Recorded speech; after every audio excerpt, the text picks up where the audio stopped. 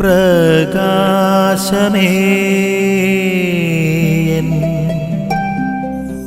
മിഴി തുറക്കുക വേഗം. കുഷ്ഠരോഗി കർത്താവിൻ്റെ അടുത്ത് വന്ന് സൗഖ്യം പ്രാപിക്കുന്നതാണ് നമ്മൾ ഇന്ന് കണ്ടുമുട്ടുന്നത്. കർത്താവ് ഇടപെട്ടാൽ സൗഖ്യം ഉറപ്പാണെന്ന് കുഷ്ഠരോഗി വിശ്വസിക്കുന്നു. എല്ലാവരും അവഗണിക്കുന്ന ഒരു കുഷ്ഠരോഗി, സമൂഹത്തിൻ്റെ വിഴുമ്പുകളിലേക്ക് മാറ്റപ്പെട്ട ഒരു രോഗി. അവൻ കർത്താവിൻ്റെ സൗഖ്യത്തിന് വേണ്ടി അവൻ ആത്മാർത്ഥമായി പ്രാർത്ഥിക്കുകയാണ്. അവൻ്റെ പ്രാർത്ഥന സൗഖ്യമായി മാറുകയാണ്, അവൻ്റെ ആഗ്രഹം സൗഖ്യമായി മാറുകയാണ്. അപ്പോൾ ഈശോയുടെ കീർത്തി ഈ കുഷ്ഠരോഗികളെ സുഖപ്പെടുത്തുമ്പോൾ കർത്താവിൻ്റെ കീർത്തി ഒത്തിരി വ്യാപിക്കുന്നുണ്ട്. അന്നേരം ഈശോ ഈ വ്യാപിക്കുന്ന തൻ്റെ കീർത്തനങ്ങളുടെ മുമ്പിൽ, സ്തുതിപാഠകരുടെ മുമ്പിൽ അതിൽ ഭ്രമിക്കാതെ ഏകാന്തമായ പ്രാർത്ഥനയ്ക്ക് വേണ്ടി പിൻവാങ്ങുന്ന കർത്താവിനെയാണ് കണ്ടുമുട്ടുക.